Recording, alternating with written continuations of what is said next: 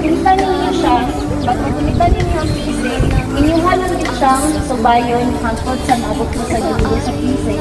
Diha na ninyo siya na makita ay na ano na yung Jesus na inyuhan natagpuan si Jesus sa inyong pinabuhi. Tila wala ng pag-asa. Lumapit ka kay Jesus, siya sa'yo'y naghihintay. Ang bigatin mo sa buhay, sa Kanya mo ibigay. Manalig ka sa Kanya, ang buhay mo ay ialay. At iyong mararanasan tunay na kapayapaan. Kung pangitaan ninyo ang gamot ni Jesus, pangitaan ninyo ang tinuod na light, kung nakaforgive naman sa inyong hamatagusa kakasirikase, pangitaan ninyo.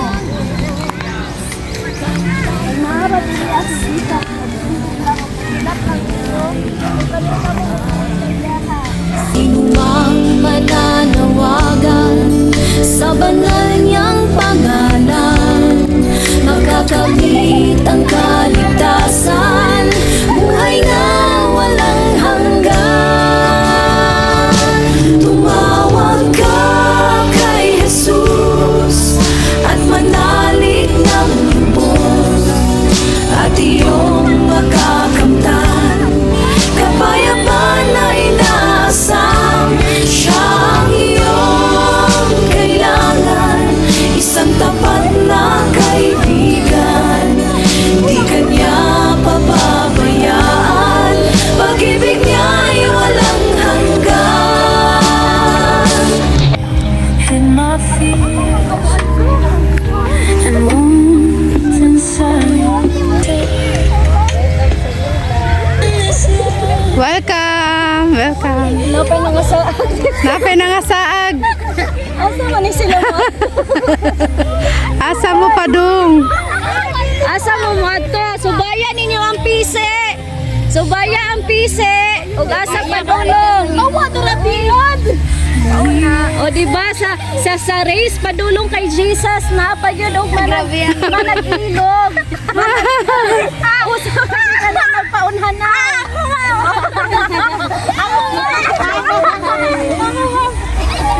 Welcome sa new life. Na nasa Jesus sa inyong life. Congrats! Saan? Go! Ano, sige. Pangitaan ninyo ang kamot.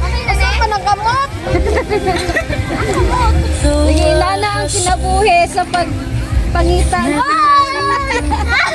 Diba? Welcome sa bagong life. Ayan, welcome. Welcome ko, Jesus.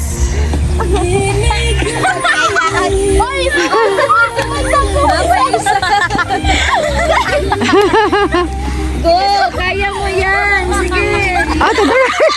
To the right!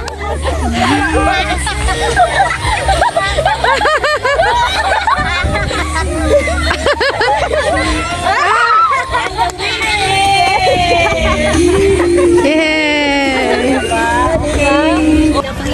Nga mo sa darkness and no one to turn to. So, unsa yung na-feel nga namo sa darkness? Do you feel alone? Do you feel fear? Na I fear, no?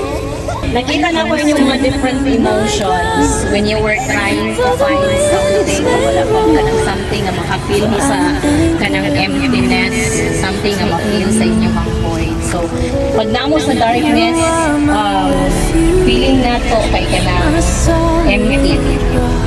Tama pa ko. So, ano siya when you're in the dark, hindi mo ito ka na alone ka, handog ka. But then, kung feel ninyo nga namo sa dark, ayaw ninyo kalimpigan na si Jesus. Si Jesus ang ato ang light. Ayaw mo pa daon sa darkness. Kaya nilingon si Lord, I have overcome the world. No? So, diri sa earth, nagkanjutan mga kasakit, mga persecutions, mga pag-antos na mahitabo, na ato ang ma-experience.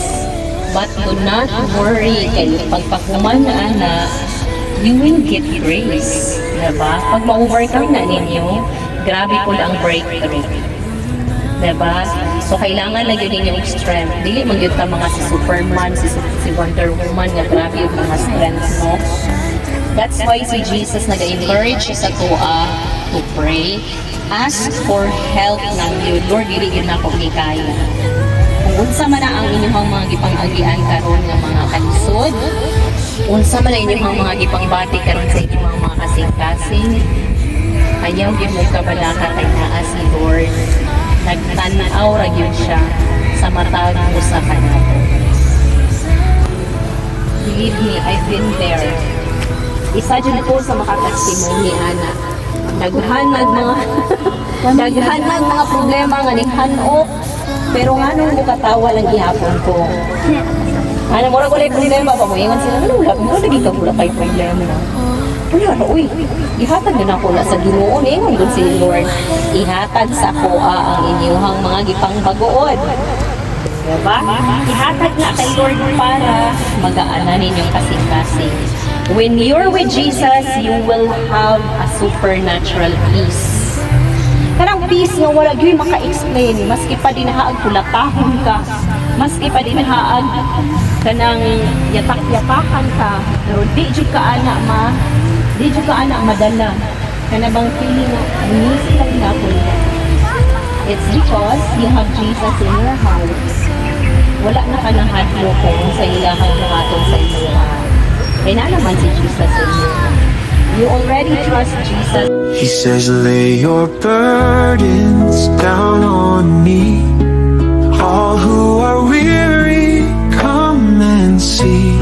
If your strength is fading, if hope feels far, I'll carry your heart just as you are. For my yoke is gentle, my burden light. I'll bring you peace through every night. Rest in my arms, find perfect release.